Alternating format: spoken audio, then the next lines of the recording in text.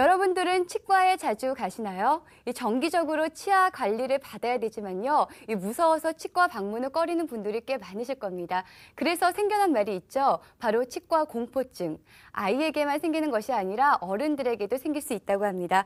오늘은 치과 공포증에 대해서 이희수 씨와 함께 자세한 얘기 나눠볼게요. 안녕하세요. 네, 안녕하세요. 네, 혜경 씨도 치과 공포증이 있으신가요? 저는 어렸을 적에 충치를 치료할 때 그때 났던 그런 기계 소리나 그런 분위기 때문에 아직도 요새 치과를 잘 못 가겠더라고요. 네, 저도 기계 소리 때문에 치과에 가는 게 너무 무서운데요. 하지만 그렇다고 치과에 가지 않는다면 치아 건강이 더욱 나빠질 수밖에 없잖아요. 그래서 라이프유 시청자분들을 위해서 치아 건강을 지키기 위한 치과 공포증 해결법을 알아봤습니다. 자, 그러면 지금부터 치과 앞에서 두려움을 떨고 계신 분들 저를 집중해 주세요. 자, 보이세요? 3,000원이 아니고요. 3,000만 원. 건강한 치아 한 개의 가격이 바로 3,000만 원이라고 합니다. 즉 튼튼한 치아가 가지고 있는 값어치가 3,000만 원인데요. 사람들은 28개의 치아를 갖고 있으니까요. 총 8억 4천만 원어치의 보물을 갖고 있는 셈이죠. 그렇다면 여러분은요, 이 보물 잘 관리하고 계신가요? 8억 4천만 원 상당의 가치가 있는 치아.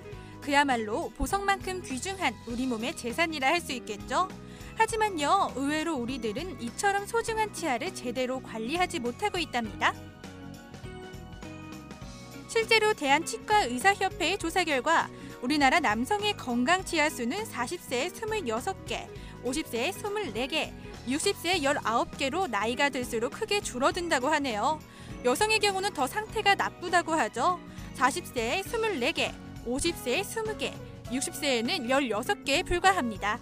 네, 이렇게 관리를 소홀히 해서 그런가요? 2008년 건강심사평가원이 발표한 자료를 보면요. 질병 랭킹 10위 중에 3위가 바로 치은염 및 치주 질환, 또 5위에는 치아 우식증, 또 7위에는 치수가 랭킹되어 있었는데요. 그만큼 한국인의 치아 건강 상태가 문제라고 합니다. 언제부터인가 감기만큼이나 흔해져 버린 치아 질환. 이를 예방하고 또 귀중한 치아를 지키기 위해선 무엇보다도 평소 관리를 잘해야겠죠. 그래서 치아를 건강하게 만들 수 있는 생활 습관 중에서도 넘버1, 바로 하루 3번씩 어김없이 꼬박꼬박 해야 하는 칫솔질을 올바르게 하는 방법에 대해 자세히 알아봤어요. 이솔질을 잘하는 방법은 특별한 방법이 있는 건 아니고요. 자기가 평소대로 닦아주시는 게 치태 제거에 큰 문제가 없으면 별 관계가 없습니다. 그렇지만 이솔질을 하는 어느 정도 우리가 추천하는 방법은요. 어금니 쪽 부분, 교환면이라 그러죠. 이 부분은 앞뒤로 이렇게 쓸면서 치아 사이에 음식물 찌꺼기를 닦아주시면 되고요. 그리고 잇몸하고 치면의 경계 부위는 치질이 약하기 때문에 세게 문지르면 안 됩니다. 잇몸에서 치아 쪽으로 이렇게 쓸어 올리면서 닦아주시는 게 가장 효과적인 방법입니다. 제가 평소에 잘못된 이솔질을 한 것 같은데요. 아마 제 치아가 엉망일 것 같은데 검사를 좀 한번 해주세요. 사실 저 고백하자면요. 3년 넘게 치과에 온 적이 없거든요. 정말 오랜만에 검진을 받아보는 거라 무척이나 떨렸답니다. 제 검진 결과는요. 과연 어떨까요? 예, 비교적 전체적으로 괜찮고요. 잇몸이나 이런 건 다 좋고요. 단지 어금니 쪽 한두 개가 충치가 조금 있네요. 간단한 치료를 받으시면 괜찮을 것 같습니다. 네, 걱정 많이 했는데 참 다행이네요. 임플란트 하게 되면 정말 아프잖아요. 안 하게 돼서 너무 다행입니다. 요즘은 임플란트를 하더라도 무섭지 않게 치료받을 수 있는 수면 임플란트라는 게 있는데요. 그거는 간단한 알약을 드시고 치료를 받으시면 그렇게 무섭게 치료를 안 받아도 되거든요.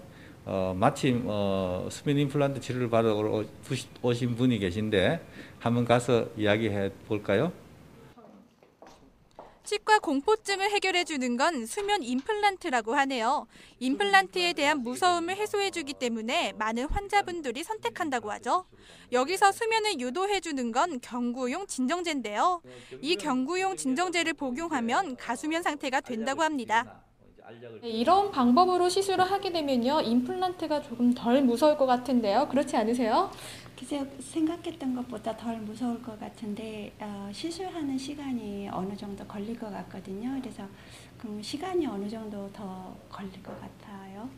오히려 수면 임플란트를 하시게 되면요, 시술 시간은 오히려 술자가 편안한 마음으로 할 수 있기 때문에 더 짧게 걸릴 수는 있습니다. 그렇지만 약물이 효과를 나타내기까지는 한 30분에서 1시간 이상이 소요되기 때문에 그 정도는 좀 대기실에서 기다리는 시간이 필요하다고 생각이 되죠. 이렇게 상담한 다음 시술에 들어가기 전에 철저한 절차를 거치게 됩니다. 구강검진의 치아 모형과 방사선 사진 분석으로 몇 개의 임플란트를 어디에 이식할지 결정하는 거죠. 네, 이렇게 수면 임플란트에 대한 과정을 살펴봤습니다. 여기서 잠깐 방송을 보시면서요, 수면 임플란트 조금은 어렵다, 생소하다 하시는 분들 많으실 텐데요. 그래서 수면 임플란트에 대한 상식 몇 가지를 짚어보겠습니다. 알쏭달쏭 궁금한 임플란트, 지금 궁금증을 해결해 보시죠.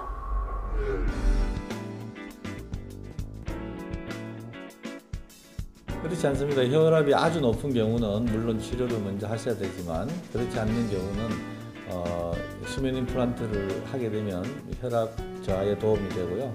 그리고 수술 시에 환자의 혈압이나 여러 가지를 모니터링하기 때문에 비교적 안전하게 시술을 받을 수가 있습니다.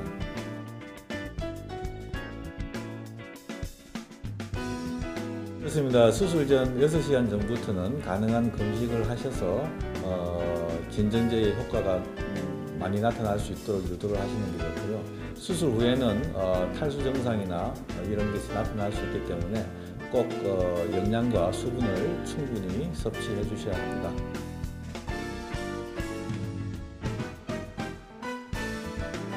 아니, 그렇지 않습니다. 졸리더라도 가능한 한 잠을 자지 않는 것이 좋습니다. 간혹 진정작용이 많이 나타나서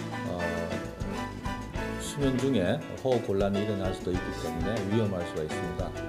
그리고 만약 그런 상황이 일어날 경우에도 깨우는 약이 있기 때문에 비교적 안전하게 사용할 수가 있습니다.